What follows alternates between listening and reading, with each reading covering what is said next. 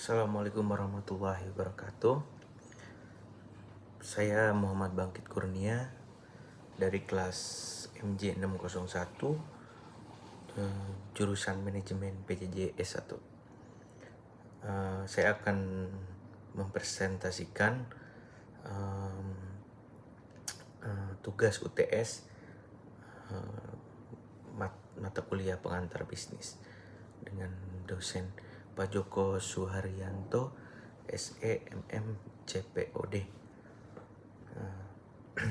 Terima kasih sudah melihat presentasi saya saat ini.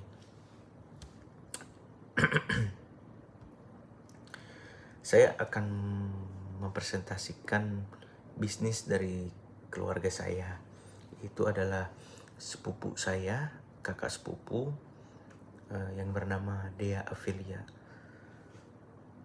Dea Afilia itu mempunyai bisnis yang bergerak di bidang F&B, makanan dan minuman. Dia itu membuka store, kafe kecil gitu di daerah yang lumayan strategis karena berada di pinggir jalan. Bisnis ini memiliki konsumen di kalangan anak muda hingga orang dewasa, menawarkan beberapa menu kopi dan makanan yang kekinian, minuman yang dingin, serta beberapa makanan seperti Indomie, mie, pasta, bahkan ada sushi. Karena letaknya yang di daerah, kafe ini tuh menyajikan makanan-makanan yang tidak ada di daerah, atau pada umumnya store-store seperti sushi gitu atau ramen. Nah, kafe itu menghadirkan itu dengan rasa khasnya yang khas bagi kafe tersebut. Hingga saat ini bisnis ini lumayan ramai dikunjungi oleh konsumen karena itu tadi, makanan yang tidak ada store-nya di daerah, kafe ini bisa menghadirkan gitu. Kopi-kopinya juga ada berbagai macam, ada kopi susu, gula aren, ada hazelnut, atau kopi americano dan lain sebagainya. Karena kafe ini kan memang didesain untuk tempat nongkrong anak muda maupun dewasa yang notabene mereka itu datang untuk mengobrol, jadi membutuhkan waktu lama gitu.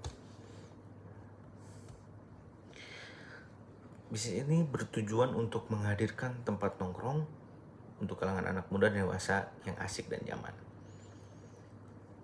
Seperti yang dikatakan tadi, bisnis ini itu selain mengedepankan kualitas dan kuantiti, bisnis itu menghadirkan tempat yang asik dan nyaman bagi para konsumen agar betah gitu.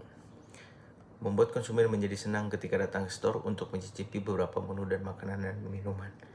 Ya, konsumen ketika datang tuh,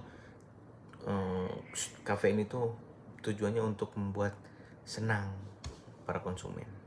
Menjadi salah satu kafe yang favorit untuk konsumen.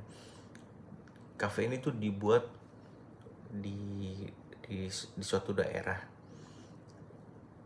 untuk menjadi kafe yang favorit, karena kan beberapa pesaing juga ada, tidak hanya kafe ini di daerah itu. Cuman tujuannya itu untuk menjadi salah satu kafe favorit bagi para konsumen. Tentunya kafe ini tuh bertujuan untuk mencari keuntungan dari bisnis ini. Karena untuk modal juga lumayan bisnis ini tuh, kafenya.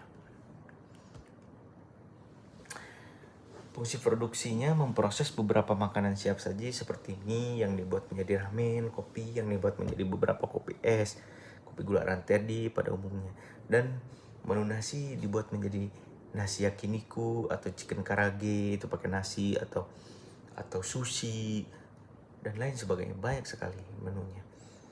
Jadi konsumen datang ke kafe ini tuh untuk mencari hal yang tidak ada di daerah tersebut. fungsi pemasaran kafe ini mempunyai media sosial diantaranya di Instagram, TikTok, dan WhatsApp. Jadi owner saat ini tuh membuat banyak konten terkait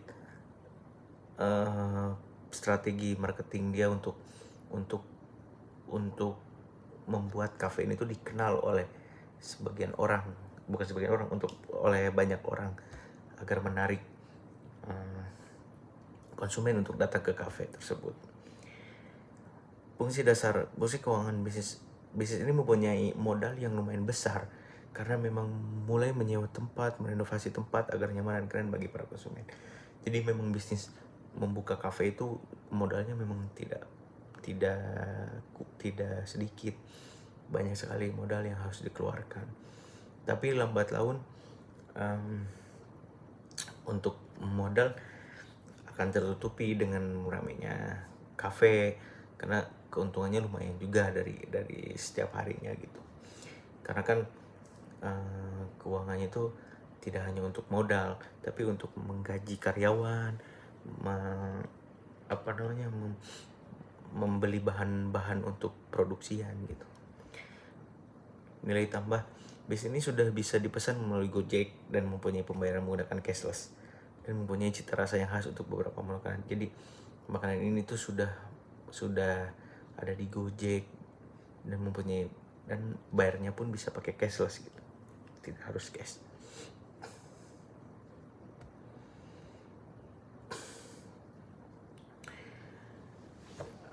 Bisnis itu menggunakan software untuk memantau stok barang secara real time, mengurangi resiko kehabisan barang atau overstock. Jadi setiap barang datang itu dimasukin ke sistem, setiap barang keluar tuh ditulis di sistem juga gitu. Jadi mengurangi kehabisan barang atau melebihi stoknya gitu. Bisnis ini juga menggunakan aplikasi kasir agar mempermudah pencatatan transaksi, laporan penjualan, dan menghubungkan langsung dengan stok. Ya, jadi rata-rata hampir semua kafe itu sudah mempunyai aplikasi kasir. Karena dari segi keuangan juga dapat membantu owner dalam menganalisa beberapa bahan untuk pengoperasian produk lainnya. Menggunakan beberapa media sosial untuk membuat konten agar konsumen tertarik untuk datang ke kafe ini. Jadi strategi pemasarannya itu ya dengan konten media sosial, endorse para selebgram atau tiktokers gitu. Nah, ini sudah dilakukan oleh owner untuk mengendorse beberapa konten kreator lainnya gitu, untuk menaikkan branding dari kafe tersebut. Itu sih VOV dari saya. Bisnis makanan kekinian yang aktif di media sosial, kan ini kafenya tuh sebenarnya sudah aktif di media sosial dan mempunyai kemasan yang menarik, mudah dipesan online. Nah, jadi ini menjadi ketertarikan bagi generasi muda gitu. Namun jika bisnis hanya mengandalkan cara lama tanpa berinovasi, lama-lama bisa ditinggalkan pasar. Artinya harus mempunyai inovasi yang beda dari kafe lain sehingga mampu menarik konsumen. Ya, jadi inovasi itu harus dikembangkan dari pemilik kafe ini, owner kafe, seperti menu-menu yang ditambahkan atau seperti kafe yang ada live musiknya, atau menjual produk-produk yang murah tapi enak gitu.